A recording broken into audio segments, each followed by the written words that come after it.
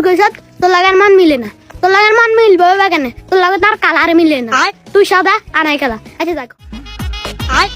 আরে ম্যাডাম আপনি তো অনেক সুন্দর, আসেন আসেন আমার মনের ভেতরে আসেন। স্যান্ডেল খুলবো নাকি? আরে না না স্যান্ডেল খোলা লাগবে লয়, স্যান্ডেল পরেই আসো।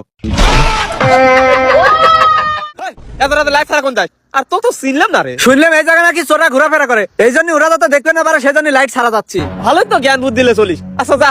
আচ্ছা ঠিক আছে। এইসব চোররা আমার কি হল? আমার ভোট এ না পাক্কা চোর রে, উঠলে চলে গেছে।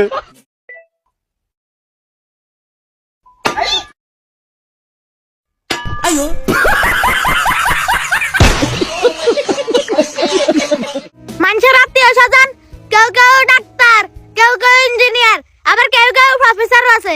আর আমার আত্মীয় স্বজন কেউ কেউ হিংসুক, কেউ কেউ সামসা, কেউ কেউ কালনাগিনী, আবার কেউ কেউ জাদুঘর আছে।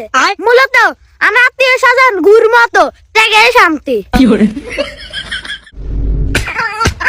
এই কেরাল্লা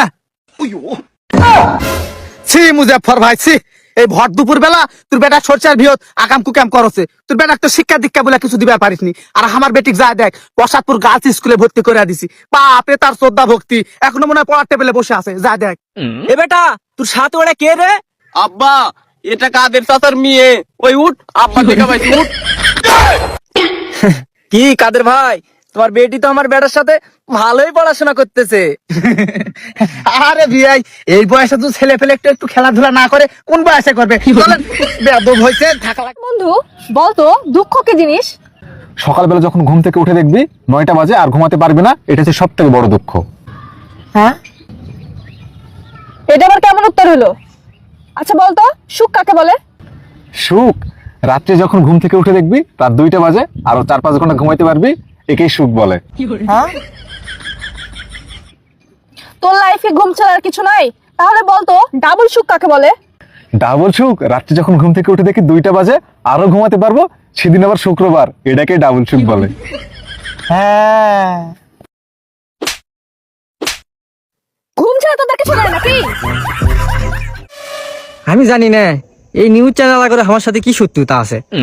যখন আমি একলাই টিভি দেখতে বসি, নিউজে আসে পেট্রোলের দাম বেড়ে গেছে, ফোনের উপরে এত % ভ্যাট বাড়ছে, উডে হসে ইডে হসে। কিন্তু যে আমার ফ্যামিলির সাথে বসে টিভি দেখবে, মানে আমার বাপ মায়ের সাথে বসলেই নিউজে আসে ভ্যান আলার বেটা পুলিশ হসে, সবজি আলার বেটা সরকারি চাকরি করছে। মানে আপনারা কি বুঝাবান যে এখন আমি আমার বাপ মায়ের সাথে আছি? বাপ মায়ের সামনে আমার কতবার কালার করছেন জানেন আপনারা? এইভাবে নষ্ট হয়ে যাচ্ছে, মানুষ পায় না আর ওরা করে অপচয়। এই মিষ্টিটা খাতো।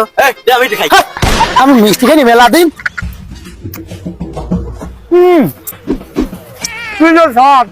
আমাকে যদি দিলি নি তাহলে আমি ওর স্বাদ বুঝলাম নি। পরে বলছিস মিষ্টিটা কই পেলেন?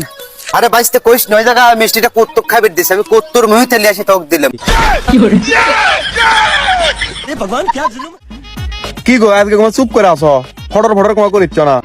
এমনি এমনি কি শখ নাকি মুখের চাষ শেষ হয়ে গেছে? কঠিন যাওরা তুই রে। হ্যাঁ সার্ভিসে গেতি মাসে চাকরি পানা কে গো? আসলে কি জানো, গেদি মানুষ আগুন জ্বলান হারে কিন্তু নিবেন হারে না। সেই মজা হইছে তো, পায়েসটা কে রান্না করছে? বেশি মজা হইছে, সাদিয়া বাবির বাসা থেকে মাত্রই রান্না করে পাঠাইছে। কালকে থেকে আমি আর রান্না করতাম না, সাদিয়া বাবির বাসা থেকে কালকে রান্না করে পাঠাইবো, ওই খাবারই খাইও। এই দেখো তুমি গেঞ্জিটা ধুইছো, ভালো করে পরিষ্কারও হয় নাই। ইস আমি দূষিত এই কারণে পরিষ্কার হয় নাই, কালকে থেকে সাদিয়া বাবির তোমার কাপড় চোপড় দিব না, পরিষ্কার করে ধুইয়া দিব না। কি রে জান, আমার মানি ব্যাগটা কই? সাদিয়া বাবিরে বলো উনি খুঁজে দিব না তোমার মানি ব্যাগটা কোথায় আছে। কি রে তুমি রেডি হো না কেন, ঘুরতে যাইবে না? সাদিয়া বাবিকে সাথে নিয়ে যাও, আমি যাবো না। কোথায় যাচ্ছিস? স্কুলে? না বাবা বিয়েতে নাচতে যাচ্ছি। তুমি আমাকে মারছো না, তোমাকে প্রেম করে ভালোবাসে বিয়ে করে আমার ভুল হইছে। তুমি আমাকে মারছো না, এখন আমি বাবার বাড়ি চলে যেতেছি। রুকো যারা, আজকে কিন্তু আমি স্যালারি পাইছি। লেকিন 1 সেকেন্ড। তাহলে আমাকে 5টা শাড়ি কিনে দিবা। আমি না তোমাকে স্বপ্নে দেখেছি। বিশ্বাস করি না, স্ক্রিনশট দাও।